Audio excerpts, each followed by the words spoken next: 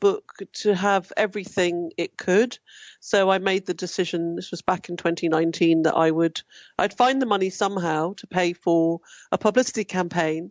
And then, of course, it was published in April last year, which was the peak of the first wave of the pandemic. So timing is everything, yeah. It's been a roller coaster, yes. It's been up and down and up and down. And very, very, very much up right now. Monique Ruffey, thank you so much indeed. Yeah, congratulations, having won the extremely prestigious Costa Book of the Year prize for her novel The Mermaid of Black Conch. Well, that's about it for this edition of Newsday. From Claire and me, goodbye.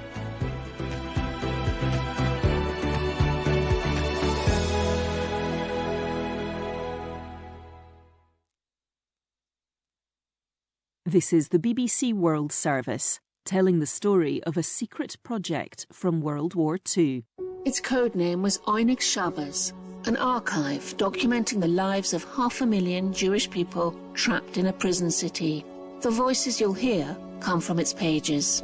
Yesterday we sat up until late in the night, since we were not certain whether we would live until today. Voices from the Ghetto. Today at 10 GMT. Ed Butler is here in half an hour with Business Daily. Kidnappings on the high seas. The phenomenon is back in the news this week with a high-profile attack off the coast of Nigeria. What is happening in the Gulf of Guinea, and how should governments and firms try to tackle it? Next today, it's Hard Talk here on the BBC World Service, the world's radio station.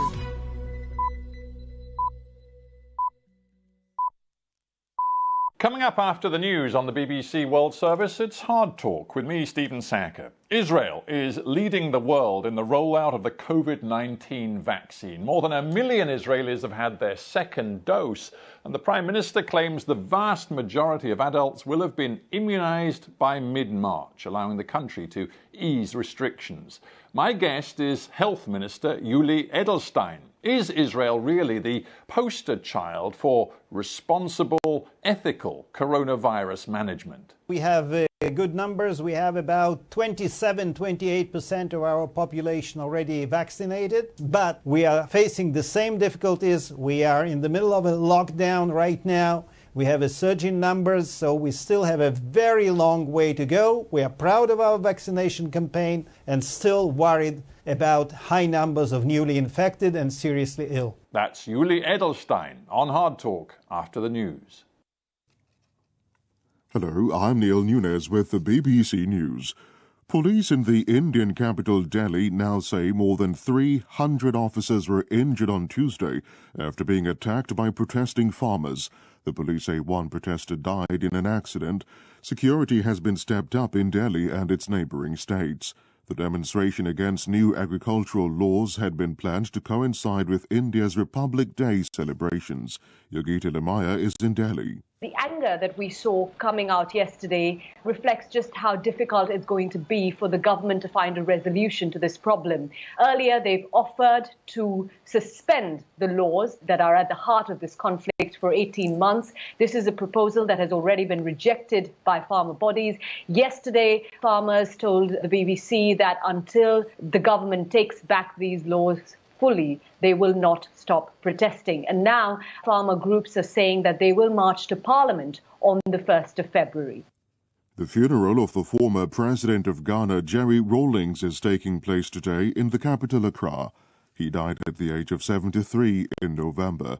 During 2 decades in public life, Jerry Rawlings twice led military coups and executed 3 of his predecessors, before later returning the country to multi-party politics and winning elections. Funerals are getting underway in Zimbabwe of 3 senior members of the ZANU-PF party who've died with COVID-19. Details from Grant Farrett. This is the first time such a ceremony has taken place in Zimbabwe. 3 men regarded by the government as national heroes being honoured simultaneously.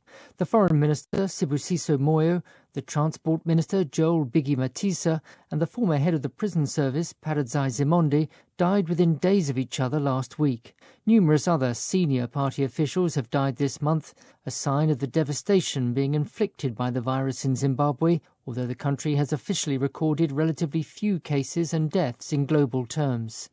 As countries around the world mark International Holocaust Memorial Day, Jewish leaders are highlighting similarities with the mass detention of Uyghur Muslims in China. China has been accused of genocide against the Uyghur people in Xinjiang, an allegation that Beijing denies. In Germany, Holocaust memorial events are getting started. Damien McGuinness is there.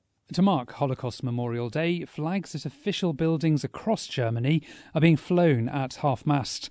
The main commemoration ceremony will be held in the German parliament, and all week the names of 10 million victims of the Holocaust are being projected on a wall near the Brandenburg Gate in Berlin. For Germany's government, this is about more than just remembering the past. Anti-Semitism has not disappeared, says Germany's Foreign Minister Heiko Maas. It just keeps shape-shifting. World news from the BBC. The Australian government has been ordered to pay compensation to almost 1,300 asylum seekers whose personal details were exposed in a major privacy breach. The government will have to pay the claimants between $400 and $1,600 each. Every detained person on the Australian mainland and Christmas Island at the time 7 years ago was on the list. The largest opinion poll ever conducted on global warming has found that almost two-thirds of people around the world now view climate change as a global emergency. More than 1 million people from 50 countries took part in the survey. Details from Matt McGrath. The overall findings from both young and old showed that 64% of those who took part believe that climate change is now a global emergency. This idea had the highest support in the UK and Italy, where more than 80% were in favour. In terms of solutions, conserving forests and land were the most popular, followed by using more renewable energy. The least favoured suggestion was switching to a plant-based diet. A province in the Philippines has cancelled a $10 billion airport project involving a state-owned Chinese firm blacklisted by the United States.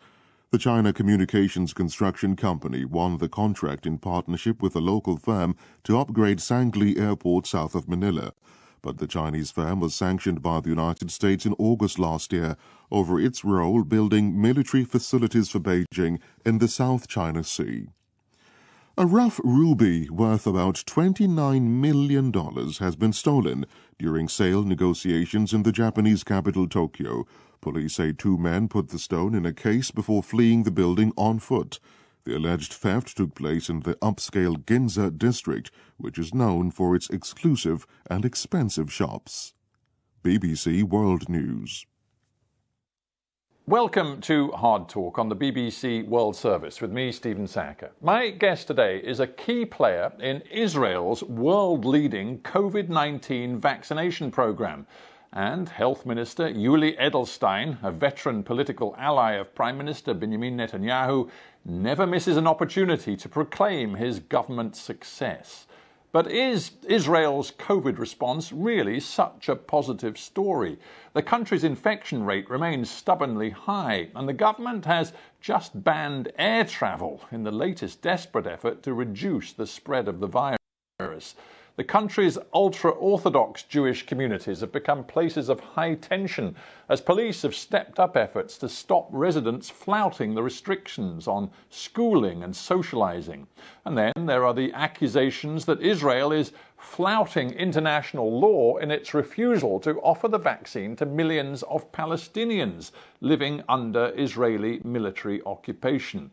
The Netanyahu government rejects the idea it has an obligation to do so, but that is a position that has drawn fire from within the country as well as overseas.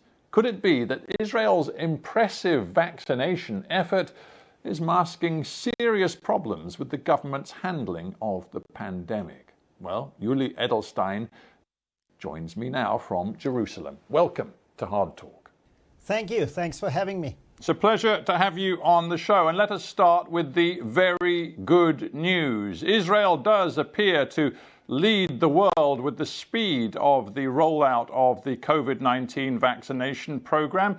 Explain to me exactly where you are today and how you're doing it. Well, first of all, we have good numbers. We have about 28% of our population already vaccinated. We are talking mostly about people at risk. We define them as 60 plus, and we have about 80% already vaccinated. We, as you just mentioned already, view 1 million Israeli citizens out of 9+ million people in this country as fully vaccinated, meaning 2 doses plus 1 week.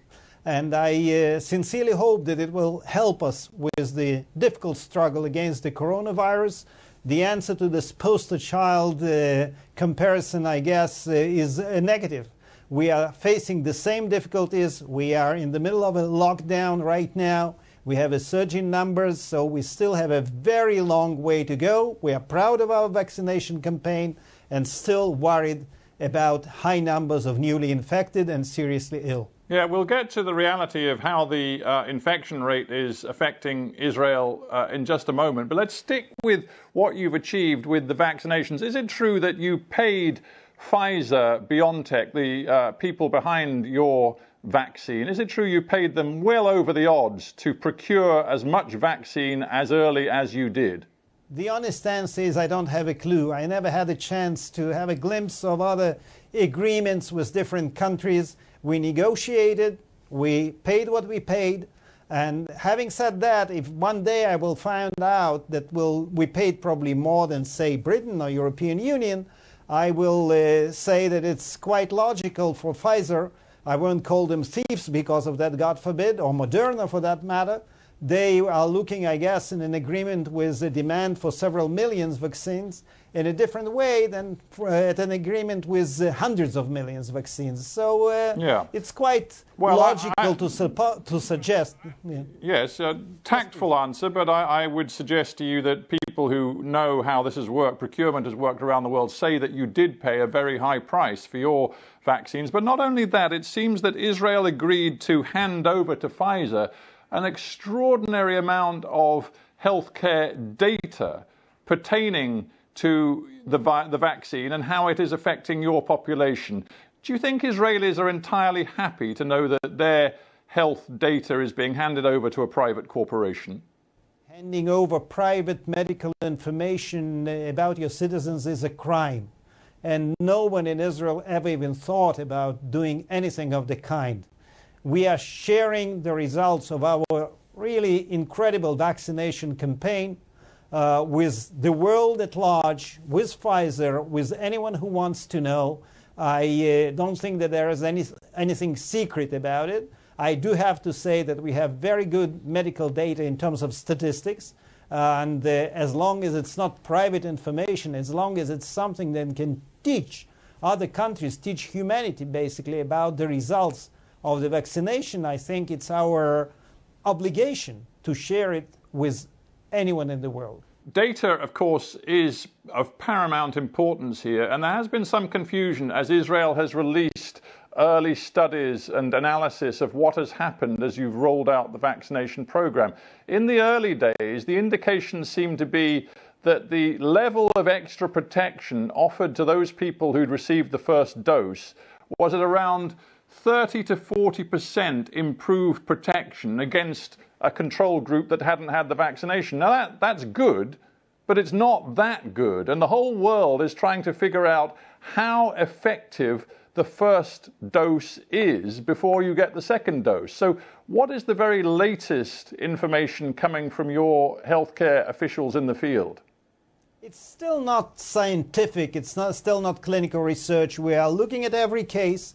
Yes, there are many people who develop antibodies after the first shot. We can't estimate exactly in terms of percentage what it means, but we decided in practical terms to strictly follow Pfizer instructions to give the second shot after 3 weeks. We have very good response. People are turning out for the second shot. And from what we understand, as opposed to some cases of the disease after the first shot, we are not experiencing any cases of the disease after the second shot, which is a wonderful news. Right, but see, people around the world will be listening to your words very carefully because Israel is further along with this vaccination program than any other country on earth. And it really does matter what you are finding about the first and then the second vaccination and the impacts they have in terms of protection. Because the UK government, for example, has taken the decision because it wants to get as many people the first dose of vaccine as quickly as possible, it's taken the decision to delay the administration of the second dose for up to 12 weeks. Are you suggesting that your experts, your scientists, are saying that is a mistake because you guys are strictly sticking to the 3-week gap between vaccination 1 and 2? There were different opinions about that, but in the end, the opinion that we have to, as I've said, to stick to the instructions given by Pfizer prevailed, and we are administering the second shot. The statistics is approximately the follows. About 70% turn out for the second shot on day 21.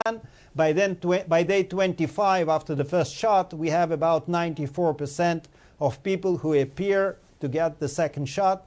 We are very much satisfied with this kind of attitude. Let's get to the reality of what all this means for Israelis then. As you've indicated, your infection rates are still pretty high. I mean, between 6,000 and 10,000 Israelis every day are still contracting coronavirus. This in a population where more than 10% have had 2 doses and more than 25% have had their first dose of the vaccine. Now, this suggests to me that the vaccination program, until it has rolled out and reached almost your entire population, isn't really going to be a magic bullet which allows your society to return to normal. Would you agree? Well, first of all, we have to keep in our minds a very simple fact. We are not vaccinating anyone under the age of 16. In Israel, we are talking about 27-28% of our population who are under 16. So right now, we totally understand that the doses that we've given out are not enough to create any kind, I don't want to use still the term herd immunity, but to protect us as a society, as a country from spreading the virus. So my dream actually is to see a different, a different graph.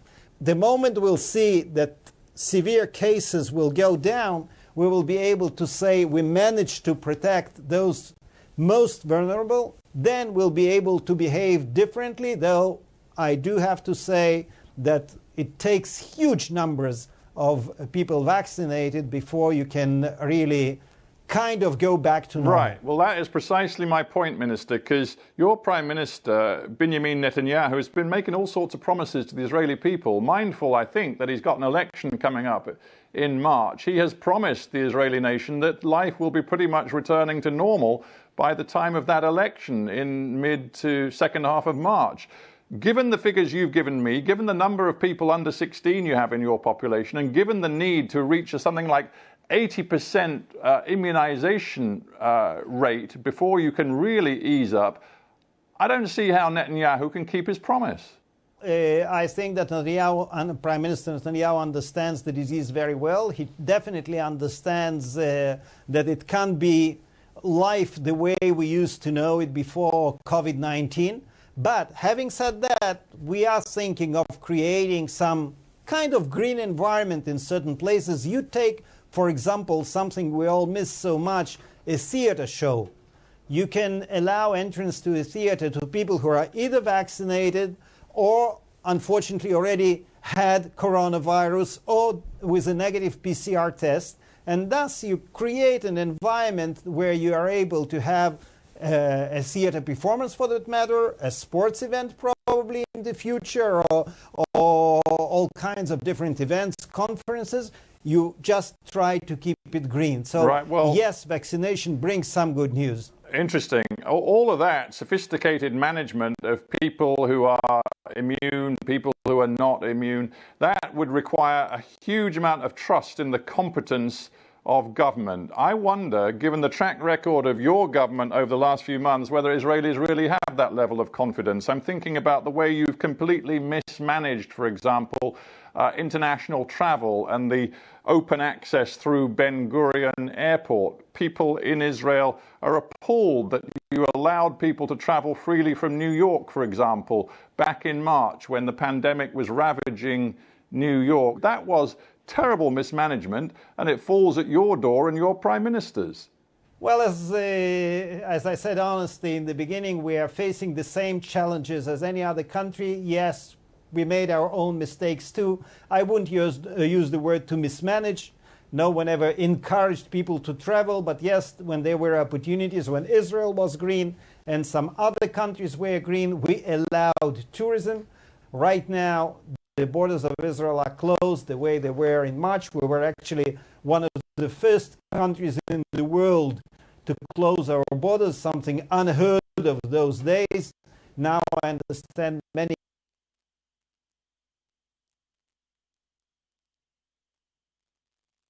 countries are using this policy. So, yes, mistakes sometimes are being made. We are dealing with something new. I do have to say that after the vaccination campaign, there is much more trust in the health ministry, in the government, and the Israeli medical system. Well, yeah, but there's still mixed messages. I mean, just to take one specific one, the government said it was going to close Ben Gurion effectively to incoming travellers and pretty much outgoing travellers too till the end of January. And then your own deputy announced that wouldn't be anything like enough and the ban on air travel would have to last much longer, for many weeks longer. So what is it? The explanation for such a short period of ban on the travel was that we have to learn what issues rise with this ban, to take care of them, and then come and prolong the decision. I think it's quite clear for everyone that the variants, the mutations we are so scared of these days, like any other country,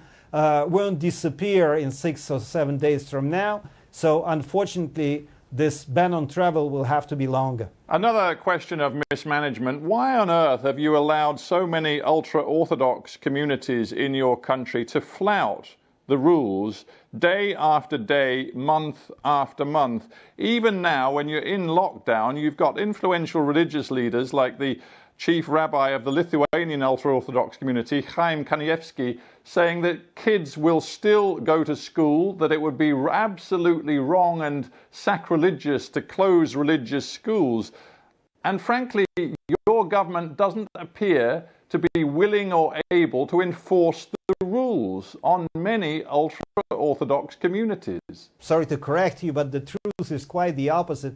The rabbi you are talking about called on his followers to close the schools down because of the coronavirus and called on all the ultra-Orthodox population to go and get the vaccine. I don't think that's the message. Which was a very important message. I don't think that's the message that he has delivered on several occasions to his own people. And to be honest with you, you only have to read the Israeli press to see eyewitnesses saying that in many ultra-Orthodox communities today, there are still people going to synagogue, gathering in large groups for social interactions in a way that completely abuses the rules. And we see that in many of these communities, infection rates are still rising. What are you going to do about it? We are closely following what happens in every part of the country. As unfortunately you could see if you followed the Israeli press during the last several days, there were even, I'm not proud to say that, but there were even violent clashes between the police forces and some, I stress some, in the ultra-Orthodox community. By the same token, unfortunately, we had violations of the rules in different areas where secular population lives, in the Arab sector, each one with his or her own approach. And I always say that if we really want to get rid one day of the coronavirus, we'd better look not at the others, we have to look in the mirror. Minister, international law says that you in Israel, as the military occupiers of millions of Palestinian people in the West Bank and, in effect, still in Gaza, though your armed forces are not on the ground in Gaza, you have a legal obligation under the Geneva Conventions to ensure that they get protected from coronavirus with the vaccine. Just as it becomes available in Israel, it should be made available to those Palestinians living under your occupation as well. Why do you flout that international law? Well, we can go into long and interesting discussions, Stephen, about using the word occupation in this sense, but I have to say, well, no, we can't really. We can't. We're not under international law. We can't, because it is quite clear that you still occupy with your military the West Bank. It's quite clear. It's very nice to talk to an expert, because I heard you hesitating about the Gaza Strip. And I think to myself each time, what else can we do not to be called occupants in Gaza when there is not a single Jew there since that really isn't the point. But that really isn't the point. Given that you control all access in and out, you control the land, the sea, the air access into Gaza. So, in effect, you're still the occupiers there too. And I come back to this point, you might obfuscate, but it is quite clear under international law, and a recent report from the UN Office for Human Rights absolutely emphasizes this. You have an obligation under law to deliver the vaccine to Palestinians under occupation. You are utterly failing to deliver on your obligation. It's Israel's vested interest to make sure that there is no surge in numbers among the Palestinians, that they start rolling the vaccination campaign. I am very happy to learn that they managed to secure some agreements with different companies. I know they're getting something from the Russians, from AstraZeneca, probably from Moderna. And I'm very glad about it. They have, their own health ministry, and I'm sure that they will act accordingly. I do have to say that I'm asking you about your legal and moral imperative. I'm not asking you whether the Palestinians can eventually, over the next 6 months, get access to limited supplies from Russia. I'm asking you whether you're prepared to meet your obligation, an obligation that 200 rabbis for human rights have recognized in a joint statement, an obligation which a leading rabbi in the UK in the reform movement, Laura Jenner Klausner, says is so fundamental it goes to the core of who we are as Jews. This is a moral as well as legal question. And are you prepared now to say to me, Israel will meet that obligation? First of all, I'm a little bit lost, because on one hand, you suggest that I shouldn't listen to certain rabbis that call on their constituency not to follow the instructions. On the other hand, you suggest that I listen to the rabbis and do something that I guess I can't do as health minister. The difference, Minister, is that one rabbi is advising you to follow the law and the other rabbi is telling you to flout the law. I'm asking you whether you're interested in following the advice of the rabbi who says you must meet your international obligation. I read the letter of the rabbis. They're not talking about the law. They're talking about moral obligation. And that's exactly what I'm saying. Without any legal obligation, from the very first moment we were helping the Palestinians, mind you, it's not easy. They are not talking to us. They're not establishing contact. It all the time goes through third parties, something I can't understand. Minister, that's not true. That's not true. The World Health Organization reported that the Palestinians reached out to your department in early January to get vaccinations for their health workers. They asked for thousands. Apparently, 100 doses of vaccine were eventually delivered on humanitarian grounds. 100. Again, as a moral person, do you think that's satisfactory? There was not one case when the Palestinian health minister or someone from health ministry contacted my office. Not one case since I've been Minister of Health. And I do have to say that having said all that, we are helping in every way we can with medical equipment, with protocols, with medicine, and with some limited number of the vaccines to their medical staff that are working directly with corona patients. As I've said many times, on many occasions, it's our interest to make sure that they are vaccinated. I definitely don't think that I can take the vaccines from the Israeli citizens and transfer them to the Palestinian Authority.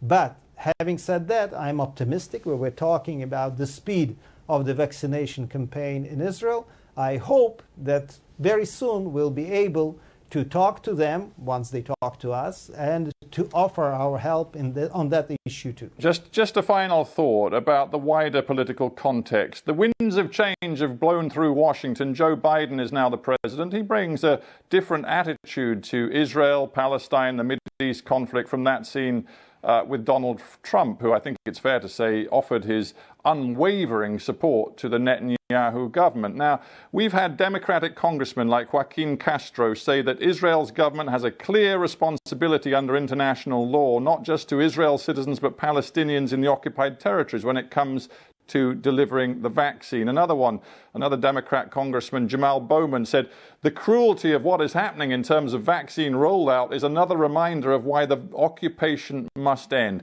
So the question to you is, given the new atmosphere in Washington, the new administration, a real commitment to the two-state solution, reaching out to the Palestinians and Israelis on that basis, do you think it's time Israel began to change its tone, change its attitude, and maybe you could start with the vaccines? I do have to say that I managed to run this whole corona crisis, including the vaccination, without letting politics to get in my way. I would suggest to everyone to try to do the same and not to mix their sometimes strange political views with what's going on in our mutual combat against the coronavirus. Now, Joe Biden has a very good, what they call in America, a very good record on Israel. He is a good friend of Israel. He's been around for many years. I personally, in my previous capacity as the Speaker of the Israeli Parliament, the Knesset, hosted him in my office. He definitely knows Israel very well, and I'm absolutely sure that we'll continue our cooperation. Yes, sometimes even between friends, among friends, there could be different opinions on different issues. I'm absolutely positive, certain voices in the Democratic Party notwithstanding, that the relations between Israel and the new American administration will be very good and strong. Minister Edelstein, I thank you very much indeed for joining me on Hard Talk. Thank you. Thank you. This is the BBC World Service. Heath Drusen is travelling across Idaho in the United States. In his inauguration speech, Donald Trump made a promise that resonated with millions of Americans.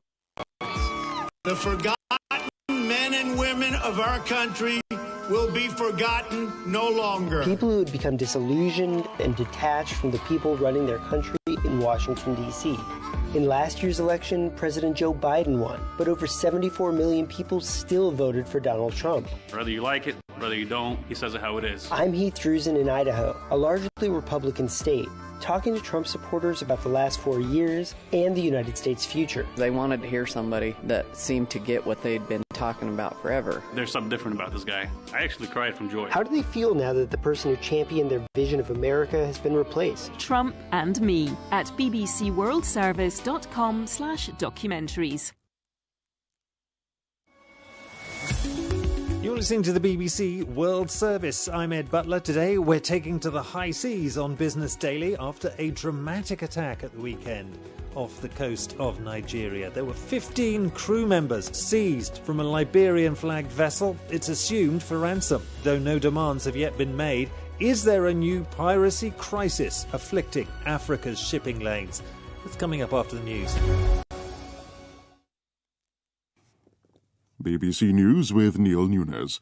Indian police say more than 300 officers were injured during farmers' protests in Delhi on Tuesday. Security has been stepped up in Delhi and neighbouring states. The farmers fear new agricultural laws will leave them at the mercy of private companies. The state funeral of Jerry Rawlings, who dominated political life in Ghana for a generation, is taking place in Accra. The ceremony is beginning at Independence Square, with the numbers attending limited by coronavirus restrictions. Mr. Rawlings twice led military coups before returning Ghana to multi-party politics. The largest opinion poll ever conducted on global warming has found that almost two-thirds of people around the world now view climate change as a global emergency. More than 1 million people from 50 countries took part in the survey. A province in the Philippines has cancelled a $10 billion airport project involving a state-owned Chinese firm blacklisted by the U.S. The governor of Cavite province said the firm and its local partner weren't fully committed to the project. The Australian government has been ordered to pay compensation to almost 1,300 asylum seekers whose personal details were exposed in a major privacy breach. 7 years ago, a database with information on nearly 10,000 people in immigration detention was exposed on an official website. A pharmacist in the United States who is accused of deliberately trying to sabotage hundreds of COVID vaccines has said he will plead guilty. The U.S. Justice Department said Stephen Brandenburg from Wisconsin believed in anti-vaccination conspiracy theories. And a ruby worth about $29 million has been stolen in the Japanese capital, Tokyo. Police say 2 men put the stone in a case before fleeing the building on foot. Hello there, I'm Ed Butler and welcome to Business Daily from the BBC. Coming up, the rise of a new kidnap and ransom trade off Nigeria's southern coast. Where have the kidnapped sailors been taken? They've likely been taken back to the Niger Delta in Nigeria. They may be transferred between camps as the pirates move them to a secure location. 95% of the world's kidnaps at sea are happening in the Gulf of Guinea these days. Is it time to arm the merchant ships in the region? Pirates aren't stupid. They're not great risk takers. They take some risks, but they don't take stupid risks. And if they get fired at, they draw back. That's the economics of piracy. Business Daily from the BBC. It was a simple and unusually brutal attack, according to the news reports. 4 men boarding a Turkish crude container ship way out at sea in the Gulf of Guinea in West Africa. They killed a crew member as they grabbed hostages on Saturday. This is a particularly tragic attack. This isn't unprecedented, though, in the Gulf of Guinea.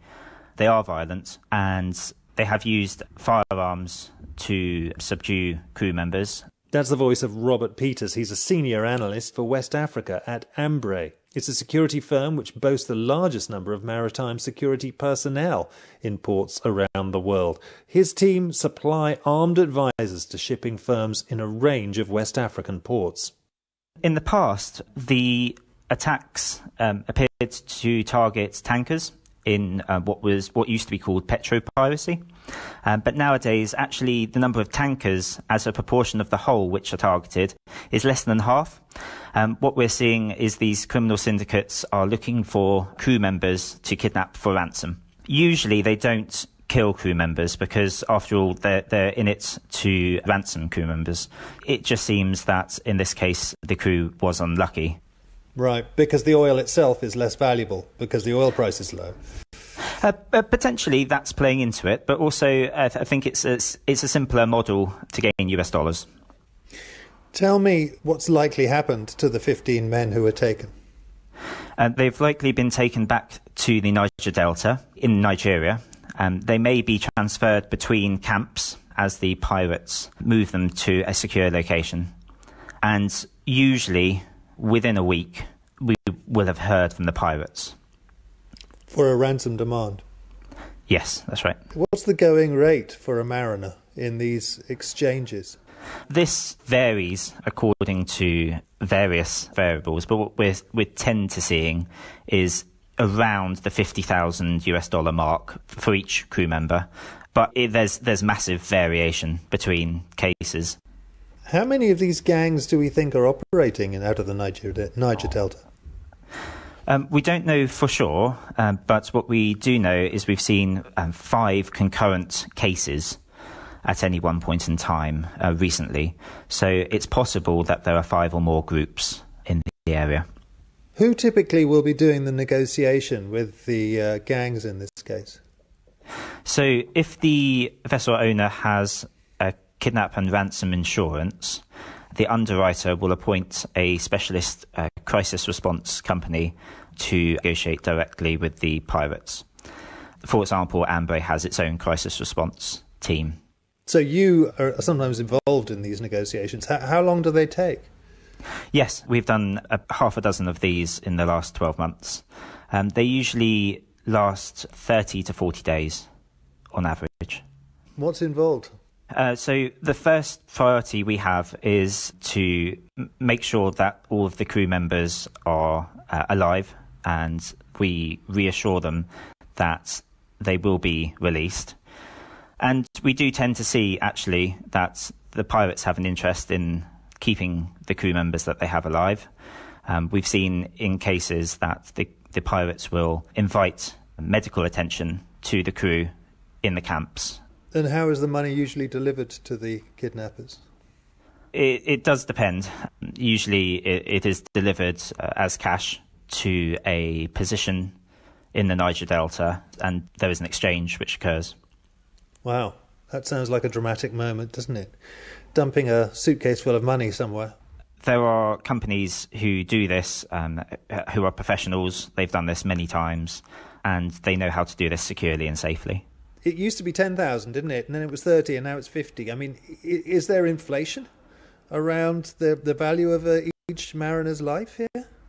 No, as far as we can tell, there hasn't been any significant inflation recently. So the money is staying fixed. Nonetheless, the seizure of 15 it has grabbed international headlines, and it is going to certainly increase the attention of the European Union, for example, who've declared this to be a site of particular interest this week, haven't they?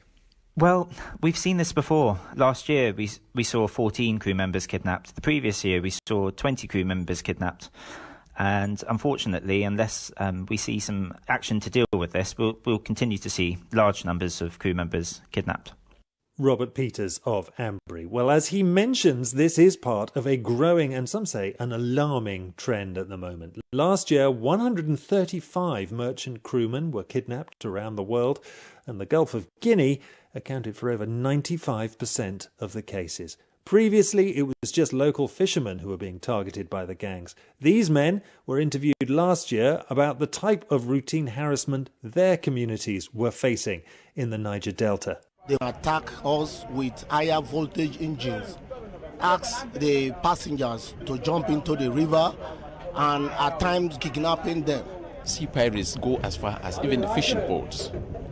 Sometimes they take away their fishes, even their engines, until God sends a helper onto the sea to help those people. If not, they just remain in the sea, and it's pathetic. The sea pirates, sometimes they rape the female passengers in the boats and they kidnap them. Some of them will die in the process. The state government, the Navy and the Army, the civil defense, the federal government to come to our aid. Well, help isn't always at hand, some say. The richest power in the region, Nigeria, introduced new measures recently. The government called it the Deep Blue Project back in 2019. It was designed to tackle criminality in coastal waters, and it pledged to bring the lawless Delta region under control.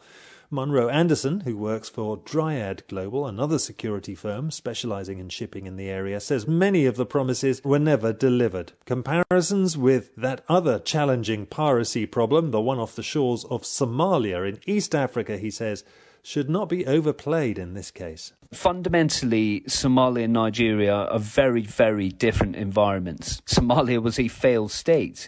It simply did not have the mechanisms of state needed to combat its offshore problem in any way like the capacity that Nigeria does. And I think, this is key, is that, in East Africa, we had the confluence of healthy private sector involvement. We had international military naval component at play. And we also had a very significant onshore development effort ongoing within Somalia itself. And I think we need to hold the Nigerians to account on this. There is really no excuse for the sea blindness that currently seems to be blighting the Nigerian administration. I just think there is a widespread lack of coordination, and there are roadblocks that are in place of there being so. Nigeria is deliberately putting roadblocks in place to stop this being fixed. I think, if when all's said and done and we're open and honest about the problem of piracy in West Africa, the legislation that was brought out in 2020 thus far has not yielded what it was promised to yield and shows no sign of doing so. The great fanfare around the Nigerian Deep Blue Project, which looks to be, plentiful resources for combating piracy, certainly hasn't yielded in that. We see legal and commercial wrangling over contracts offshore Lagos with regards to the provision of security services at the Lagos anchorage. We see a legal ambiguity where Nigeria has said that it's legal for anybody to embark armed security onto any vessel transiting the region. So across the board, whilst Nigeria is making the right noises towards resolving the maritime security issue, we see fairly significant and needless roadblocks that appear to be in place. The security analyst Munro Anderson. Well, how is this affecting shipping generally? The world's largest shipping line, Maersk, is fed up with it all. One of its executives told Bloomberg News Agency last week that it was unacceptable that seafarers can't perform their jobs, ensuring the vital supply chain of the region. Effective military capacity, he said, needs to be deployed. Amy Jadasimi is a little more measured in her demands. She's the managing director of Ladol, which is a free trade area within Nigeria's largest port in Lagos. We've had a lot of challenges, security being one of them. Within the harbour itself, security has been maintained.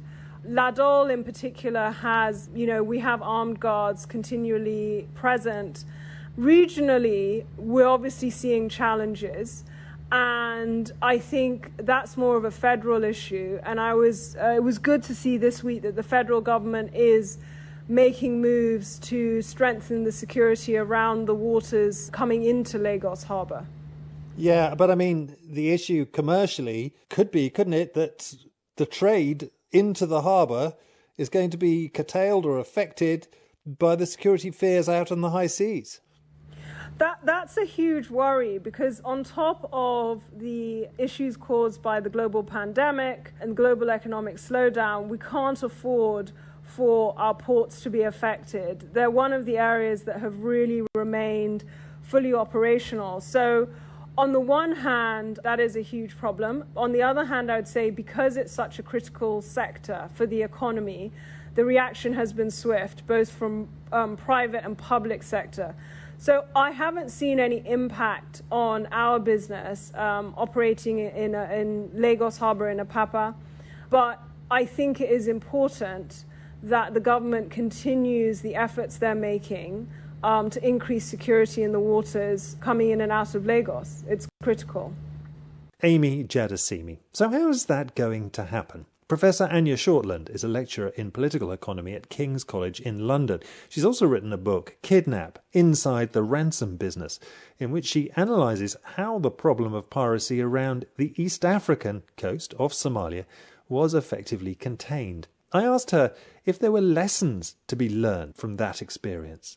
The Somali kidnap, hijack for ransom, was a big problem because it hijacked the entire ships and then held the crew and the cargo and the hulls for ransom for months and sometimes years. So that was a major disruption for the world shipping industry, and therefore there was a naval response to that, which helped in some sense. It meant that the pirates had to be very fast to get on board because the navies could help ships that were attacked in the Gulf of Aden. But they weren't always there, and they weren't always there fast enough, and particularly in the Somali basin. So ultimately the problem was resolved through onboard security teams. And that took us some time to organise, because you can't embark armed guards at every harbour around the Indian Ocean. But ultimately that's what ship owners did. They self-protected effectively at some cost. They stuck 2 or 3 armed guys on each boat so that the pirates would know the next boat that they attacked, they might well meet military resistance. Exactly right. Pirates aren't stupid. They're not great risk takers. They take some risks, but they don't take stupid risks. And if they get fired at, they draw back. Yeah, and I mean, presumably also, it doesn't need every ship to be patrolled or weaponized in this way to deter the kidnappers, because as soon as it becomes a possibility, they stop attacking all ships. That's exactly the idea of herd immunity, which we all know so much about. Yeah, every now and then they do try, and generally they get shot at and then they back off again. So it is about then the private shipping firms taking the lead to fix the problem. It is not typically about governments, but what is going on the ships themselves. Yes, and it's also an insurance story. Can you get insurance to pass a high-risk zone without taking sensible precautions? So the Gulf of Guinea, which is where we're now seeing this explosion or increase in the number of kidnappings for ransom, it is not about the nation states in the area. It is primarily about the private contractors carrying the cargoes themselves. Well, it's a completely different form of piracy. It's piracy that holds people for ransom for days or weeks rather than months or years.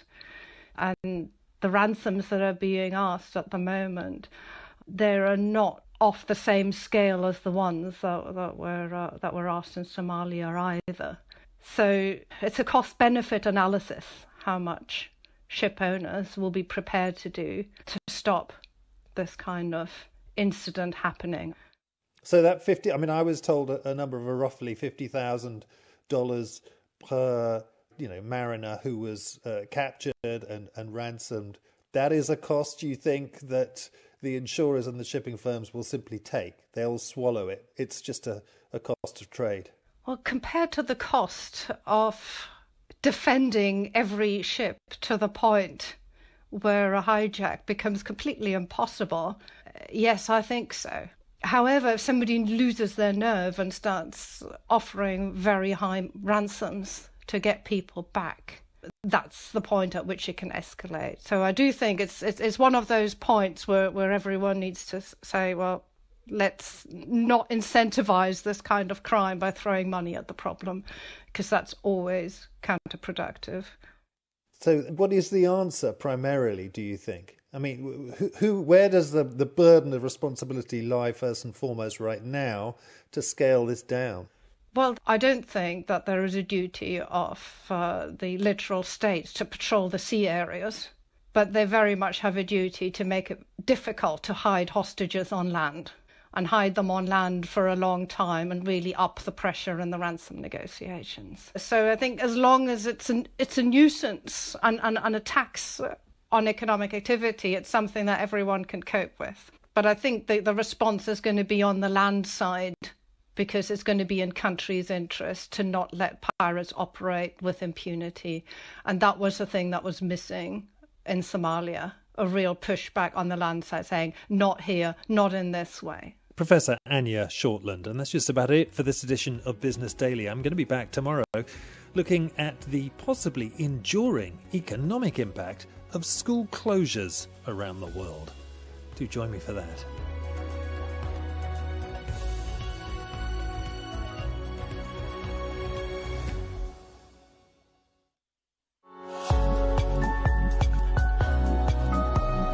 Hello, you're listening to the BBC World Service.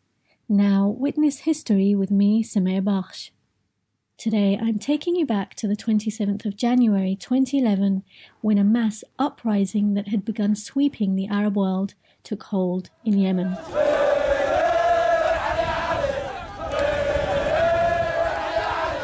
Thousands of people took to the streets in the capital Sana'a in protests that would eventually lead to the country's longtime ruler, Ali Abdullah Saleh, stepping down.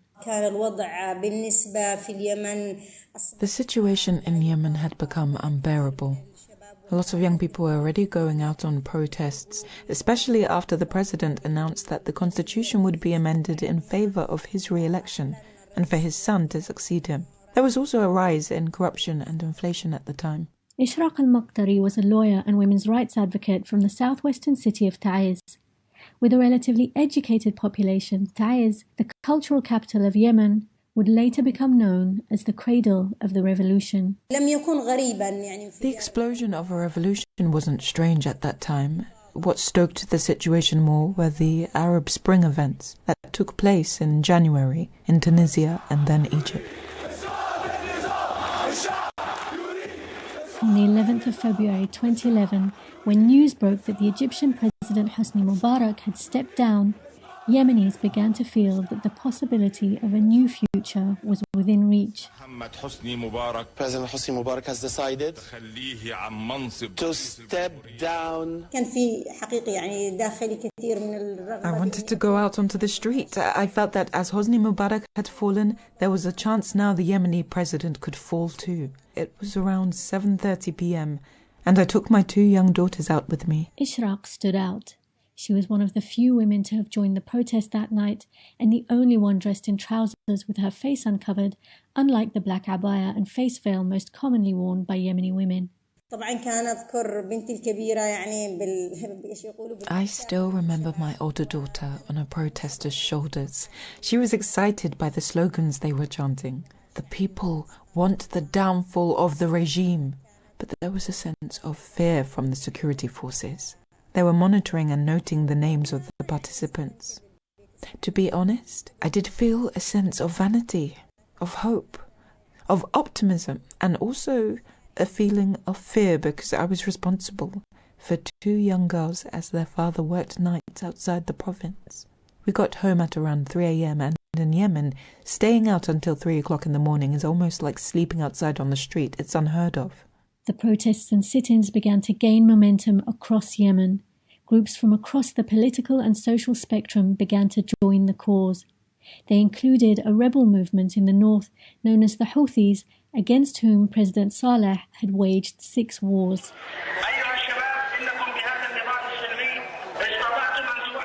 During the unrest, the Houthi rebels managed to consolidate control of their stronghold of Saada in Yemen's far north. Meanwhile, in Taiz, the protesters had set up a sit-in camp in what became known as Freedom Square. It was an unprecedented opportunity for women to make their presence known. On the second day, lots of women started joining the protests. There were female law students and journalists. Then women teachers and lecturers started arriving. It was a big deal. The young women wanted a say in drafting a new constitution for the country.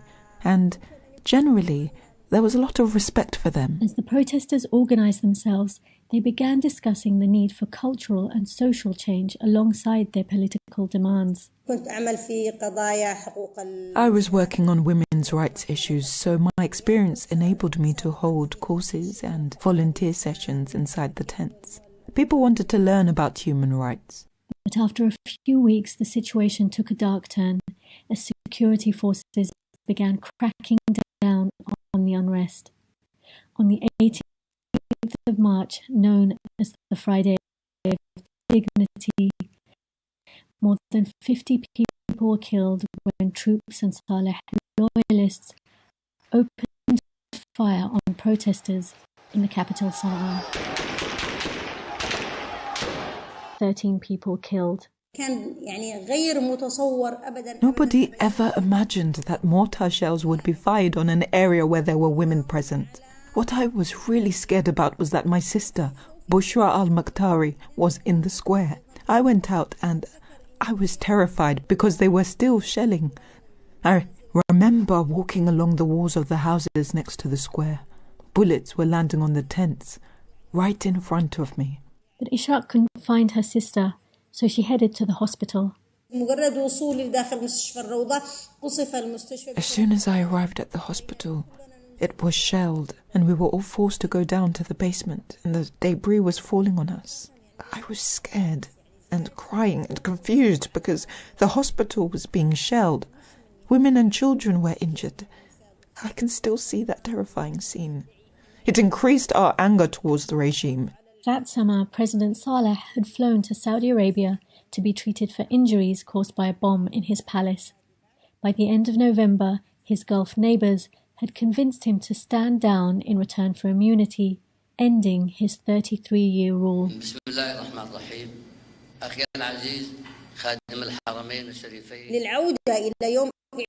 The day he announced that he was standing down and transferring power to his deputy, it was a turning point and we were happy, but it wasn't complete happiness.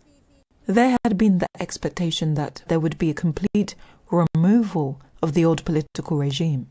President Saleh transferred his powers to his deputy, Abdurrabbu Mansour Hadi, who went on to win an uncontested presidential election in 2012. But not much changed for ordinary Yemenis, who continued to face problems like corruption, food insecurity, and the fact that many of those loyal to Saleh had remained in positions of power. Then, in 2014, the Houthi rebels descended from their northern stronghold and managed to seize control of the capital Sana'a with the backing of a powerful but unlikely ally, former President Saleh.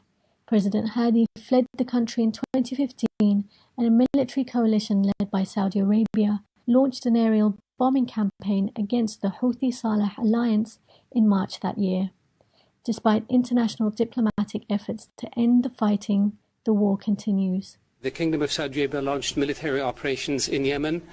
The objective is to defend the legitimate government of President Hadi. لا يوجد شعور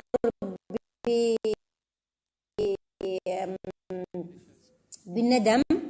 I don't feel any regret or any link between this war and the real aims of the youth revolution. My analysis is that Saleh's regime had deep roots in the military and had international backing. The Houthi-Saleh takeover of Sana'a was revenge against Yemenis who had gone out calling for the fall of the regime and who'd wanted to change the system. Since 2015, Yemen's civil war has left over 100,000 people dead and triggered the world's worst humanitarian situation. Ishraq al-Maqtari is now a judge and a member of the internationally recognized government's Committee for Investigating Human Rights Violations. She is determined to stay in Yemen and continue to do what she can for her country. I first went out to demonstrate for my children's generation, but what's sad is that the future, especially for Yemeni children and young people, is unclear. I have a lot of discussions with my daughters and my son about how there's a sense of disappointment, that the future is bleak. I'm sad that our ambitions in 2011 were for the path to be strewn with roses, and yet, after 2014, life turned into a minefield. Ishraq al-Maqtari was speaking to me, Samaya Bakhsh, for this edition of Witness History. This is the BBC World Service, and here's Winifred Robinson to tell you about a new series, Coronavirus Frontline. We're following a vaccine trial at one of the UK's 5 clinical trial centres. Welcome to Team Bradford. Thank you for volunteering. You'll hear from the doctors and the volunteers. I trust science, I trust the process. Coronavirus Frontline, the search for a vaccine. Tuesday at 9:20 GMT. And in 30 minutes... In Project 17, we hear about the UN's Sustainable Development Goals, the aim of creating a blueprint for a better future. 17-year-old Rosa Angelica from Guatemala learns more about the malnutrition that affects almost 50% of her country's children. This is the BBC World Service, the world's radio station.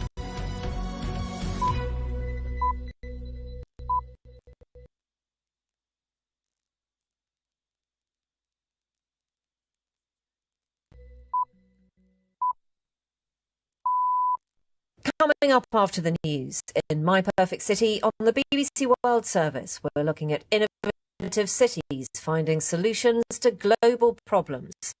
And this week we're in Barcelona in Spain to look at how to make a city really easy to live in for the whole family. We're looking at urban planning and how to take traffic off the streets, put family life back into neighbourhoods and generally make the city a more amenable place to get around. And creating a space which is only for pedestrians and active modes of transportation, and also for creating public squares, to providing more greenery and gaining more space for the people, and leaving cars outside this superblock. We'll put Barcelona's superblocks, massive mini-cities within the city, to the test. We'll try and find the downside and not ignore it. And we'll ask, could it work where you are? We hope you'll join us on this journey into the positive. It's My Perfect City with me, Fee Glover, Greg Clark and Ellie Cosgrave. After the news. Hello, I am Neil Nunes with the BBC News. Police in the Indian capital Delhi now say more than 300 officers were injured on Tuesday after being attacked by protesting farmers. The demonstration against new agricultural laws had been planned to coincide with India's Republic Day celebrations. Yogita Limaya reports from Delhi. Farmers are against new laws passed in September last year that they say will leave them vulnerable to exploitation by private companies. The government says the legislation will reform agriculture in India. Several rounds of talks between the two sides have failed to yield results. For around 2 months now, farmers have been striking near the borders of Delhi. Their protest is perhaps the biggest challenge Prime Minister Narendra Modi has faced since he came to power in 2014. The state funeral of Jerry Rawlings, who dominated political life in Ghana for a generation, is taking place in the capital, Accra. The ceremony is beginning at Independence Square. During a turbulent career, Mr. Rawlings twice led military coups and executed 3 of his predecessors. He later returned Ghana to multi-party politics and won election.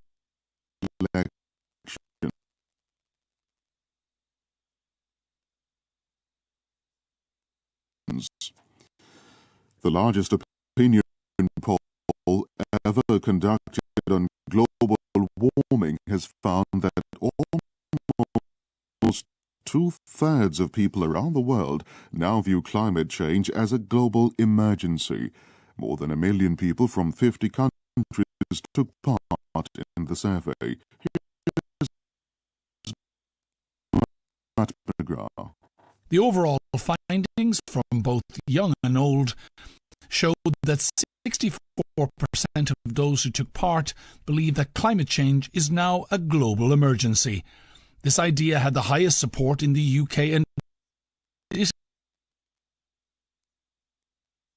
Italy, where more than 80% were in favour. In terms of solutions,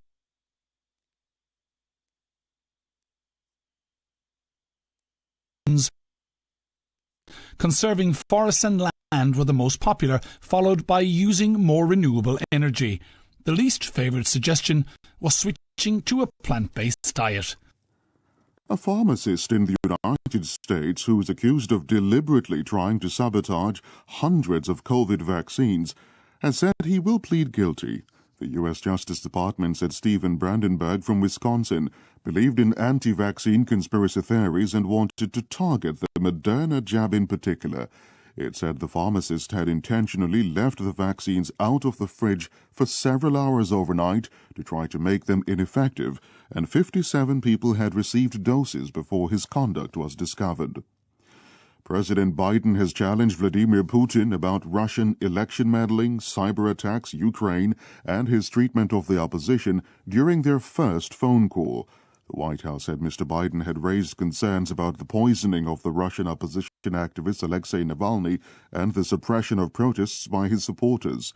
The new U.S. administration has promised to be tougher on Russia than Donald Trump. This is the latest world news from the BBC.